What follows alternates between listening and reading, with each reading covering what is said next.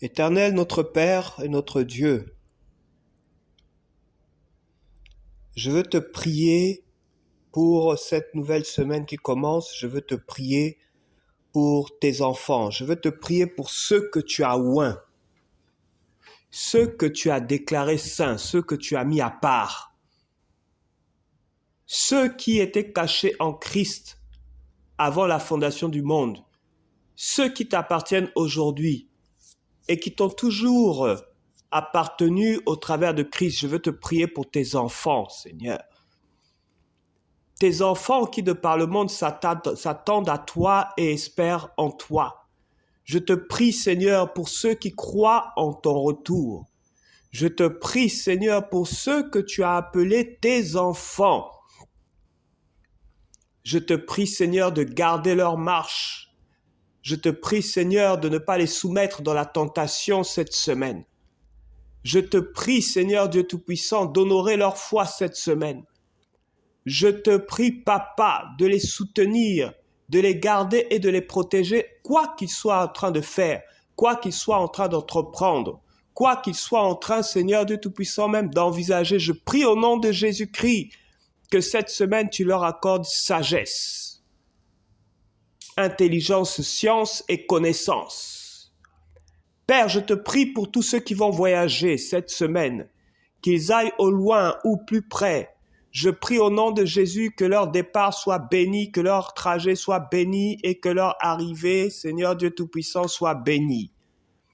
Je te prie, Éternel Dieu Tout-Puissant, pour tous ceux qui ont des projets importants, qu'ils vont démarrer cette semaine, qui se trouvent à des tournants importants dans leur vie, qui doivent faire des choix importants, des choix de conjoints, des choix de date de mariage. Père, je prie au nom de Jésus-Christ de Nazareth, que ta grâce, que ta faveur, que ton intelligence et ta sagesse, Seigneur Dieu Tout-Puissant, leur soient accordées cette semaine.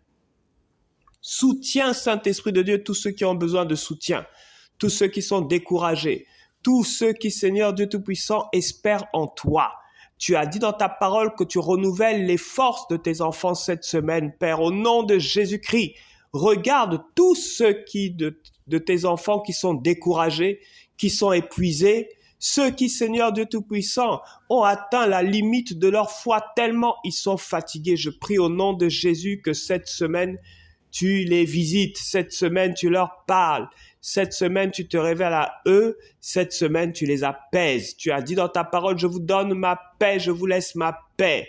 Seigneur Dieu Tout-Puissant, c'est gratuitement que tu nous as fait don, Seigneur Dieu Tout-Puissant, de ta paix, au travers de ton sang qui a coulé à la croix, qui, certes, a un prix, mais que nous n'avons pas payé.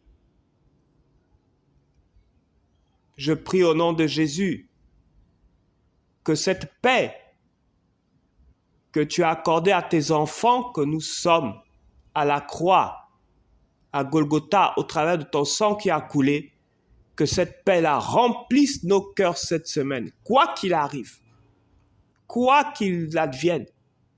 Que Seigneur Dieu Tout-Puissant, nous soyons dans une difficulté quelconque, dans une adversité quelconque. Je prie au nom de Jésus-Christ de Nazareth que cette semaine, tu nous accordes ta paix, tu remplis nos cœurs de ta paix.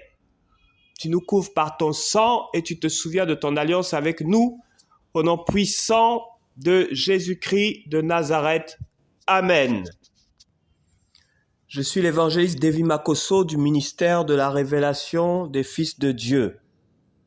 Que cette semaine, encore une fois, le Dieu Tout-Puissant t'accorde sa paix, qu'il remplisse ton cœur de sa paix, quel que soit ce que tu sois en train de traverser ou de vivre, de difficile, de compliqué ou de triste. Que la paix du Saint-Esprit qui surpasse toute chose remplisse ton cœur, afin que cette tristesse-là ne soit plus pour toi un fardeau, afin que dans l'adversité, tu ne sois plus tenté de maudire Dieu et de renoncer à ta foi, afin que quoi qu'il arrive, quoi qu'il advienne, tu demeures serein, paisible et tranquille, au nom puissant de Jésus-Christ de Nazareth. Cette semaine, la parole du Seigneur se trouve dans Romains chapitre 10 au verset 17.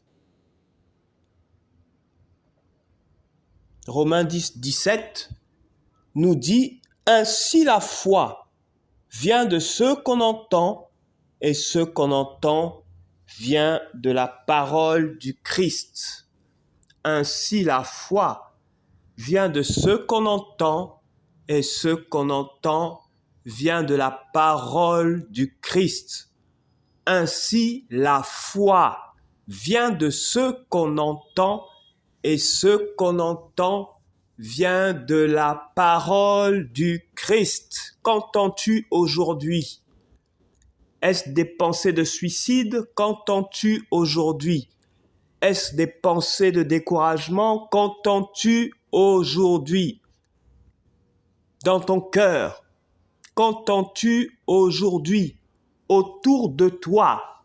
Est-ce un environnement où tu es découragé, un environnement où tu te sens limité par des paroles, par des mauvais conseils?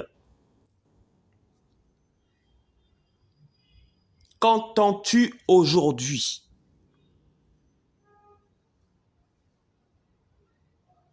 Ta foi est-elle éprouvée aujourd'hui? Te trouves-tu dans une position d'adversité? Tu frappes depuis longtemps à une porte qui ne s'ouvre pas. Tu essaies de contacter quelqu'un depuis longtemps qui ne veut pas te voir ni te contacter ou qui t'a oublié. Tu espérais sur le soutien d'un homme, d'une femme qui finalement t'a lâché ou laissé tomber à la dernière minute. Comment te sens-tu aujourd'hui? Que t'arrive-t-il aujourd'hui et que traverses-tu aujourd'hui? La Bible déclare, la foi vient de ce que tu entends, et ce que tu entends vient de la parole du Christ. Les pensées suicidaires sont-elles des pensées qui viennent du Christ? Et les pensées de découragement sont-elles des pensées ou des paroles qui viennent du Christ? Il a dit dans sa parole, je ne t'abandonnerai pas, je ne te délaisserai pas. Il a dit dans sa parole que tu seras béni dans le champ, que tu seras béni à la campagne, que tu seras béni dans la ville, béni dans ce que tu touches, béni dans ce que tu entreprends, béni là où tu vas, quels que soient les endroits, quels que soient les lieux ou les milieux. Il a dit dans sa parole, partout où tu poses le pied, il te donne en possession l'endroit où tu poses le pied. Il a dit dans sa parole, tout ce que tu demanderas en priant, si tu crois que tu l'as reçu, tu le verras s'accomplir. Il a dit dans sa parole, tout ce que tu demandes au nom de Jésus-Christ de Nazareth, tu le verras s'accomplir.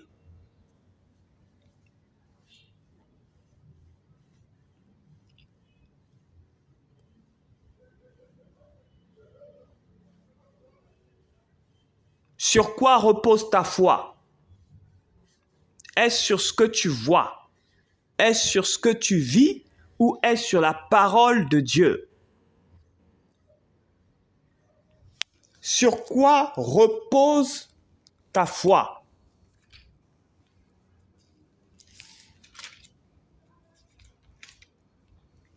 Est-ce sur tes pensées d'échec? Sur quoi repose ta foi?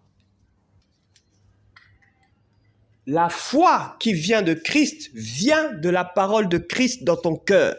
La foi qui vient de Christ est la pensée de Christ dans ton cœur.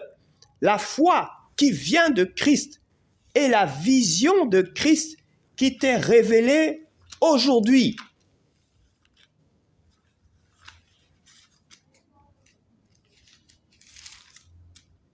Il a dit à Josué, chapitre 1,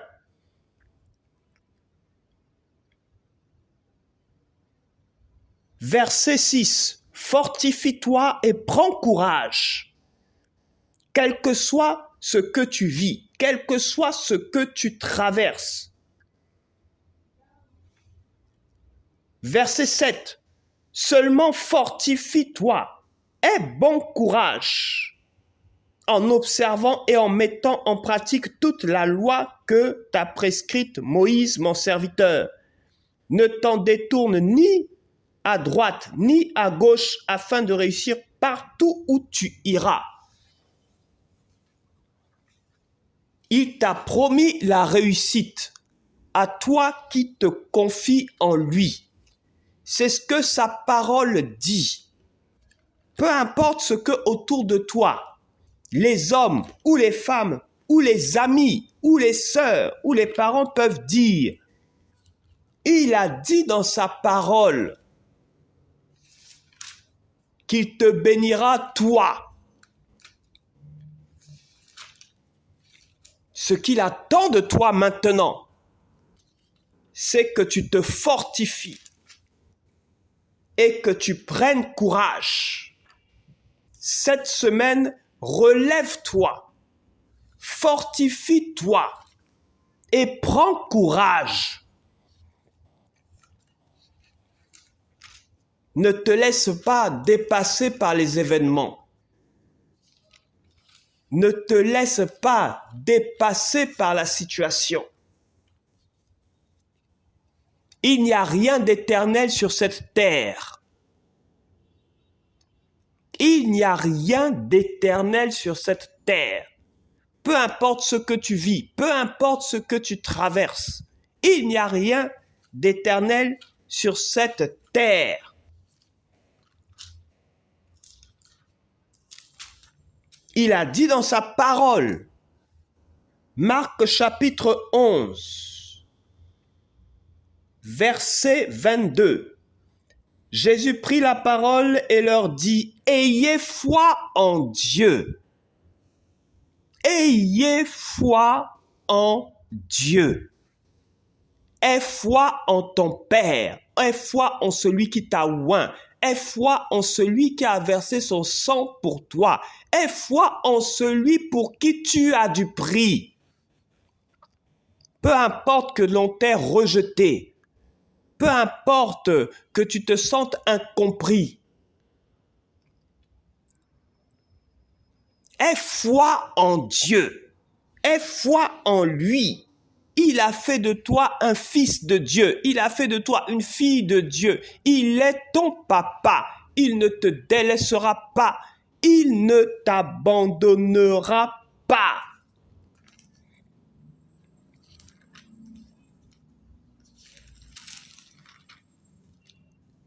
C'est ce qu'il a dit. Et c'est ce qu'il a promis. Psaume 91, verset 14.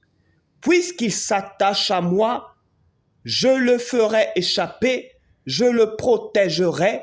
Puisqu'il connaît mon nom, il m'invoquera et je lui répondrai. Je serai moi-même avec lui dans la détresse. Je le délivrerai et le glorifierai. Je le rassasierai de longs jours et lui ferai contempler mon salut. Sur quoi repose ta foi? Est-ce sur la parole de Dieu que nous venons de lire? Ou est-ce sur les inquiétudes qui t'empêchent de dormir? Sur quoi repose ta foi? Sur la parole du Seigneur Jésus-Christ de Nazareth? Ou encore sur ton état de santé qui tarde, qui est inquiétant et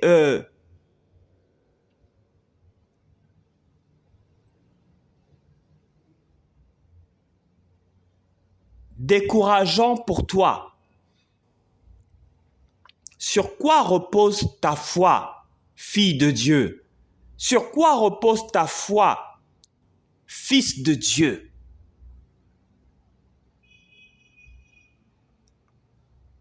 Cette semaine, souviens-toi que la foi vient de ce que tu entends. Et ce que tu entends vient de la parole du Christ. Médite la parole de Christ. Étudie la parole de Christ. Nourris-toi de la parole de Christ. Attache-toi à pratiquer la parole de Christ. Alors tu réussiras dans toutes tes entreprises. Alors tu traverseras cette adversité. Alors tu marcheras sur le lionceau et sur la vipère. Alors tu verras la gloire de Dieu resplendir dans ta vie. Ton Dieu n'est jamais en retard. Le Seigneur Jésus n'était pas en retard pour le cas de Lazare. Il fallait que Lazare meure pour que le Seigneur Jésus-Christ de Nazareth puisse glorifier son nom dans la vie de Lazare. C'était le plan, c'était la vision, c'était la pensée de ton Père pour Lazare. Il a une pensée pour toi, il a une vision pour toi. Il n'est jamais en retard. Même si tu crois que tout est fini, tu crois que tout est achevé, tu crois qu'il n'y a plus de possibilités, la parole de Dieu déclare dans le livre de Job, « Je sais que mon Rédempteur est vivant. » Ton Rédempteur est vivant. Mets ta foi en la parole du Christ et tu verras la gloire de Dieu. Amen.